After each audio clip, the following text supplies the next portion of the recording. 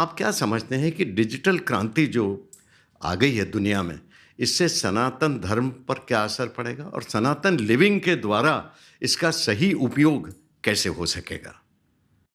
सुशील भाई, मेरी ऐसी विचार है कि डिजिटल क्रांति जो है, जिसको मैं सोशल मीडिया उसका स्वरूप है, और सोशल मीडिया में भी इसका उपयोग कर रहा हूँ। ये जो हम पॉडकास्ट भी जो कर रहे हैं, हम चाहते हैं कि ये हमारी जो चर्चा है, ये पूरे विश्व के अंदर एक साथ फैल जाए।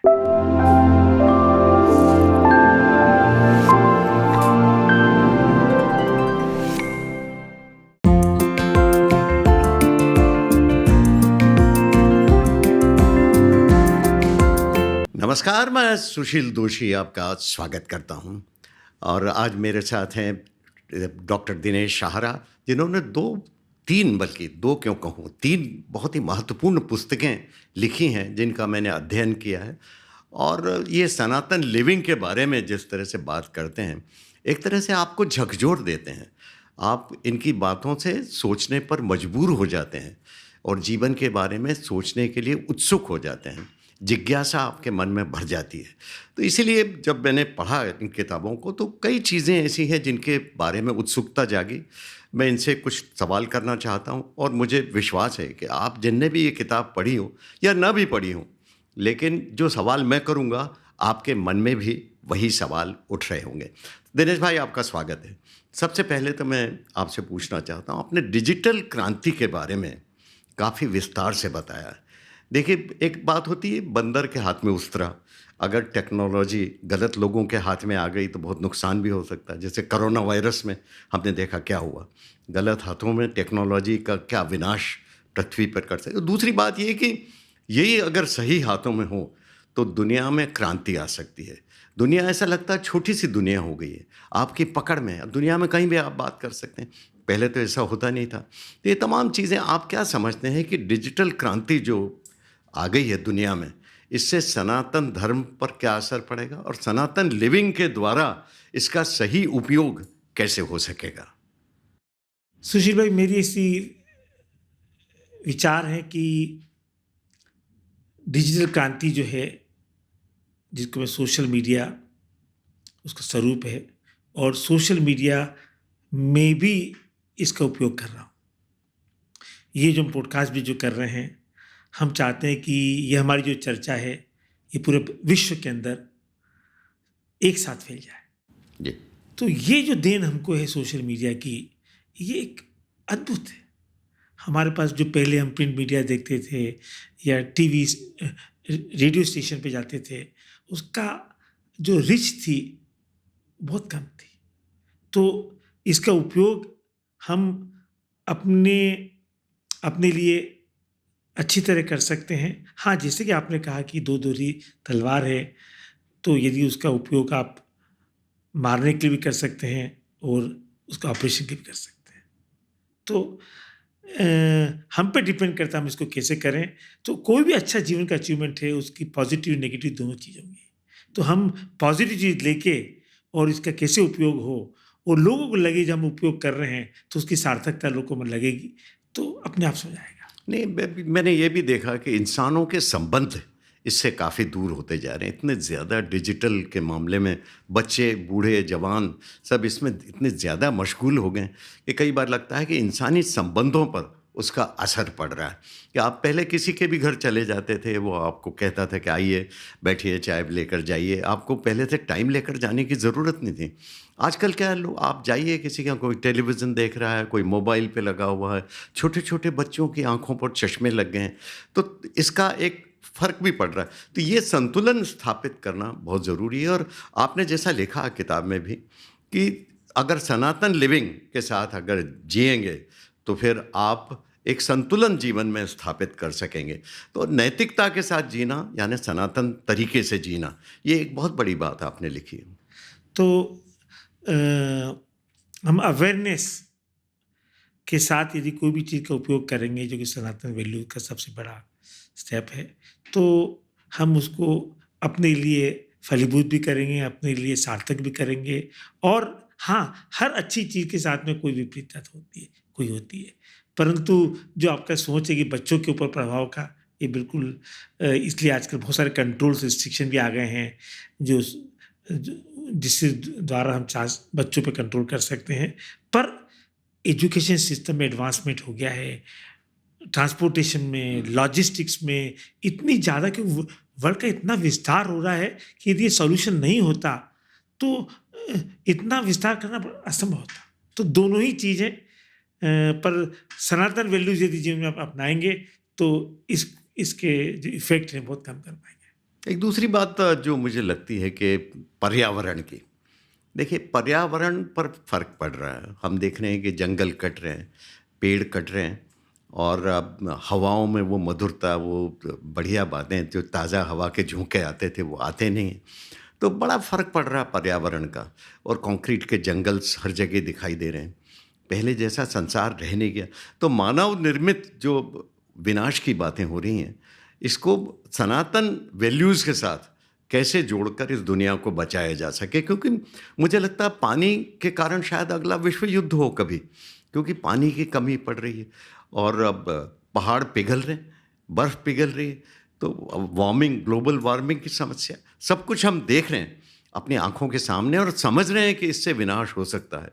तो पर्यावरण और नैतिकता, और साथ ही जो आप सनातन वैल्यूज़ की बात कर रहे हैं, इन तीनों में समन्वय कैसे बैठाएंगे? देखिए सनातन, जैसे कि मैंने कहा कि हम सब सनातन हैं, मैं सनातन हूँ, आप सनातन हैं, वो नेचर भी सनातन है। तो हमारे शास्त्र सनातन वैल्यूज़ के अंदर हम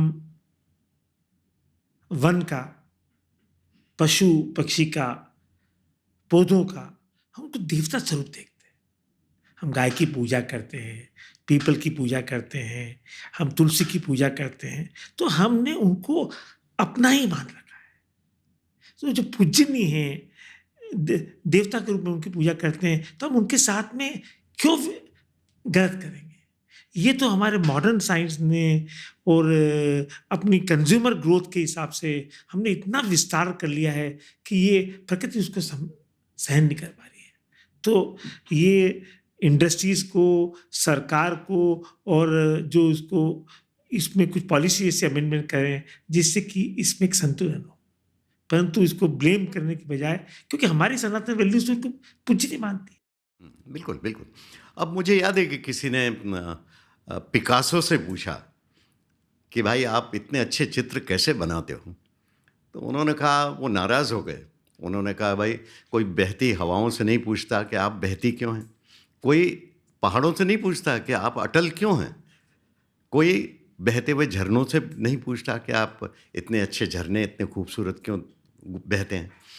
तो मुझसे ही क्यों पूछते हो कि अच्छे चित्र क्यों बने? यानी कहने का मतलब, जैसे आप सनातन, आपने धर्म के बारे में जो लिखा है, सनातन लिविंग के बारे में, जो कुछ बहाव है, जो फ्लो ऑफ लाइफ है, उसके साथ बहने में ही आनंद है। उसके बारे में ज़्यादा सवाल जवाब करने के बजाय उसके फ्लो में बहने से ही ज़िंदगी का असली सबब है। बिल्कुल। जीवन भी एक फ्लो ऑफ लाइफ है, और इसको अपने हिसाब से जिए। हर्डल्स, चुनौतियाँ सब आती रहेंगी, और वो हमारे अच्छे के लिए आती हैं। इस पॉजिटिव विचार से हमारे जीवन को हम सार्थक करने के लिए उस फ्लो को हमको जीना चाहिए। सुशील भाई, मैंने सस्टेनेबिलिटी और एनवायरनमेंट के लिए मेरी जो फाउंडेशन है, DSF NGO है, और वो उसमें 3-4 वर्टिकल्स हैं जो इसको डील करते हैं। उसकी फ़िलॉसफ़ी तो लिव टू गिव है, पर हम ग्रीन गोल्ड डे बनाते हैं, जहाँ की वृक्षारोपण भारत में नहीं, विश्व में कोशिश करके लगाते हैं। और गौ सेवा, गौ शक्ति अभियान, जहाँ कि हम काउज़ की हेल्थ के लिए वर्क करते हैं। रिन्यूएबल एनर्जीज़, जो भी हम पावर यूज़ करते हैं, हमारा मोस्टली रिन्यूएबल एनर्जी से बनता है, सोलर या विंड पावर। तो ये जो अवेयरनेस है कि भई हम प्रकृति को, चूँकि हम देवता स्वरूप उनकी पूजा करते हैं, तो मैंने अपने जीवन के अंदर सनातन वैल्यू को अडॉप्ट करते हुए जितने भी जगह मैं एफ़र्ट्स करके उसको एड्रेस करता हूँ, तो उसको जीवन में कर रहा हूँ। और मैं उसको उदाहरण के रूप में सबको बताना चाहता हूँ कि भई हम उस अवेयरनेस से यदि उसको डील करेंगे, तो हर व्यक्ति यदि अपने जीवन में इसको आत्मसात करेगा, अमल में लाएगा, तो फिर ये जो हमको विकराल रूप दिख रहा है प्रकृति का और ग्लोबल वार्मिंग हो रही है, ये सब धीरे-धीरे कम होगी। हर वर्ल्ड समिट के अंदर इसके बारे में चर्चा होती है। सरकारें भी कन्विंस हैं कि इसको हमको डील करना चाहिए। तो मैं भी सोचता हूँ कि ये धीरे-धीरे इसको हम इसको डील कर पाएँगे। नहीं, मुझे सबसे अच्छी बात इस सारे प्रोजेक्ट्स में जो लग रही है, वो ये लग रही है कि आप बड़े खामोशी से ये कार्य करते हैं। देखिए, होता क्या है, आज के ज़माने में थोड़ा-सा कार्य करते हैं, ढिंढोरा बहुत ज़्यादा पीटा जाता है। इतनी पब्लिसिटी ली जाती है, आप इतने बड़े-बड़े कार्य कर रहे हैं, खामोशी से कर रहे हैं, आपके मन की खुशी के लिए ये सब कर रहे हैं और वो खुशी आपके चेहरे पर दिखाई भी दे रही है। ये देखकर मुझे अच्छा लगा। जी, जी। अब मैं एक सवाल आपसे और ये पूछना चाहूँगा कि मैंने सुना आपके जन्मदिन पर आप ग्रीन गोल्ड डे एक मनाते हैं। तो ये एक नया कंसेप्ट है। मैं तो प्रभावित हूँ कि आप इस तरह से सोच रहे हैं कि अपना जन्मदिन लोग मनाते हैं अलग-अलग तरीके से, कहीं 5 स्टार होटल में पार्टी देते हैं, लोगों को इकट्ठा करते हैं, है ना? और तमाम तरह की पेय पिए जाते हैं। लेकिन आप जो ग्रीन गोल्ड डे की तरह मनाते हैं, ये प्रभावशाली है। और कैसे आपके मन में ये विचार आया? देखिए, हम प्रकृति से रोज़ हमारी प्रकृति हमारे जीवन में इतना मदद करती है, तो हमारे शास्त्रों में हमें लिखा है कि हम ये ऋण लेके आते हैं। हमारे माता-पिता से हम ऋण लेते हैं, गुरुजन से ऋण लेते हैं। वो हमारे लिए इतना कार्य करते हैं कि हमारी भी ज़िम्मेदारी होती है कि हम उसको कुछ चुकाएँ या उनके कृतज्ञ रहें। तो प्रकृति के लिए मेरी सोच थी कि भई मैं वृक्षारोपण का प्रचार करूँ और स्वयं लगाऊँ। तो जो भी कार्य यदि आपको किसी को बतलाना है, तो फिर आपको स्वयं को करना पड़ेगा। जब आप स्वयं करेंगे, तो ही लोग उसको देख के उदाहरण समझ को आगे बढ़ाएँगे। तो मैं अपने जो जन्म दिवस है, वहाँ पूरे हमारे जितने कॉर्पोरेट्स, कंपनीज़ हैं, एसोसिएट्स हैं, एफ़िलिएट्स हैं, ब्रांचेज़ हैं, सब लोग वृक्ष लगाते हैं और हम प्रकृति को लिव टू गिव, जो हमारा मकसद जीवन का है, वो करते हैं। हाँ, अभी मैंने फिलहाल ही सनातन संगीत भारत में एक वृक्ष के ऊपर एक अच्छा-सा मधुर गाना भी दिया है, जो बच्चों को प्रोत्साहन करने के लिए आप ज़रूर उस चैनल में जाके सुनिएगा। एक पेड़ तुम लगाओ और एक हम। हाँ, हाँ, हाँ। नहीं, बड़ी खुशी की बात है। आपने जो गाने की बात की, तो मुझे ये भी ख्याल आ गया कि आप एक म्यूज़िक चैनल सनातन म्यूज़िक करके आपने शुरू किया है। पता नहीं, लोगों को आप आश्चर्यचकित करने में आप बड़े माहिर हैं, ये तो मैं मानता हूँ कि ऐसे-ऐसे काम करते हैं जो कभी लोग सोचते नहीं। लेकिन अच्छा लगा मुझे कि मुझे याद है कि आपने लिखा है अपनी किताब में, मैंने पढ़ा है उसको, कि आप जो कलाकार होते हैं वो ईश्वर के बहुत नज़दीक होते हैं। और लता मंगेशकर का जब गाती हैं तो ऐसा लगता है कि ईश्वर के बहुत नज़दीक पहुंच रही हैं। किशोर कुमार जब अच्छा गाते हैं तब ये लगता है, और बड़ा अच्छा लगता है। और एक कलाकार जब दूसरे कलाकार का सम्मान करता है ना, तो और भी अच्छा लगता है कि दो ईश्वर के नज़दीक व्यक्तित्वों में इस तरह आपसी प्रेम और सद्भाव है। जब सचिन तेंदुलकर खेलते हैं तो लता मंगेशकर खुद देखने जाती थी। मुझे याद है कि लता जी ने तो एक जगह कहा भी है कि सचिन को मैं अपना बेटा मानती हूँ। तो ये बहुत बड़ी बात है, एक कलाकार दूसरे कलाकार के बारे में इस पवित्रता के साथ सोच रहा है। तो सनातन म्यूज़िक जो आपने लॉन्च किया है दिनेश भाई, मेरी तो बड़ी इच्छा है कि जानूं उसमें आप क्या करने वाले हैं, क्या कर रहे हैं और आगे आपकी क्या योजनाएं हैं। देखिए, जो म्यूज़िक से मुझे बहुत लगाव है। मैं मानता हूँ कि जो संगीत है, वो अपने आप से जोड़ने के लिए सबसे सहज और सरल तरीका है। और मैं अपने आप को जब भी उम, मेरे नेगेटिविटी आती है या मैं थक जाता हूँ या मैं और उत्साह से, उमंग से रहना चाहता हूँ, तो संगीत को अपना साथी बना लेता हूँ। संगीत मेरा साथी भी है। और उसी के प्रोत्साहन करने से संगीत से क्या आने वाले यूथ, यंगर जनरेशन को संगीत से क्या उनको उपयोगी जीवन में हो सकती है, तो मैंने एक अपनी टीम के साथ एक सनातन संगीत Bharat YouTube channel recently launch करी है, और वो मैंने डेडिकेट लता जी के लिए करी है। लता मंगेशकर जी से मैं उनको माँ सरस्वती के रूप में देखता हूँ, और वो भी इंदौर में उनका जन्म हुआ, मेरा भी इंदौर में जन्म हुआ। वो भी शिव की भक्ति, मैं भी शिव का भक्त हूँ, तो बहुत सारी समानता थी। और मैं भाग्यशाली हूँ कि उनके सामने उनसे मिला भी, और उनकी उस दिन तबीयत ठीक नहीं थी, तो मेरे ख्याल से पहला ही व्यक्ति ऐसा होऊंगा और या जिसने कि उनका गाना उनको सुनाया। तो वो मैं प्राय जब भी कहीं मिलता हूँ तो गाना ज़रूर उनके प्रसाद के रूप में लोग को सुनाता हूँ, और मुझे बहुत ही आत्मिक सुख मिलता है। मैं इस चैनल के प्रति मैं चाहता हूँ कि एक अच्छा मधुर शास्त्रीय सोलफुल संगीत भारत में प्रचार हो, विश्व में प्रचार हो, जो मन की शांति दे और प्रसन्नता ही बढ़ाए। तो वो मैं चाहता हूँ कि वो और अच्छे नए कलाकार को प्रोत्साहन करके इस चैनल में लेके आऊँ, और पूरी टीम को उस मोटिवेट करके, जो लता जी भी जो संगीत गाती थी, वो व्यक्ति सर्वश्रेष्ठ था। आज भी उनकी आवाज़ पूरे समष्टि के अंदर, पूरे ब्रह्मांड के अंदर, पूरे विश्वलोक के अंदर, पूरे संसार में फैली हुई है। तो वो उसी टाइप का म्यूज़िक मैं चाहता हूँ कि लोग उस तक पहुँचे।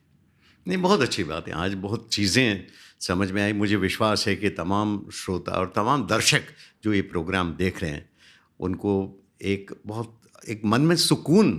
देखिए, एक तो आप सुनते हैं और भूल जाते हैं, और एक ये कि आप उस चीज़ को ग्रहण करते हैं, आपके दिल पर उसका असर पड़ता है। तो मुझ पर असर पड़ा, आपने जो कुछ कहा, मुझे विश्वास है कि जो सुन रहे हैं उन पर भी असर पड़ रहा होगा। बहुत बहुत धन्यवाद आपका। बहुत बहुत धन्यवाद सुशील भाई, आपने इसका समझाइश करी, और इसकी उपयोगिता सबके लिए होगी।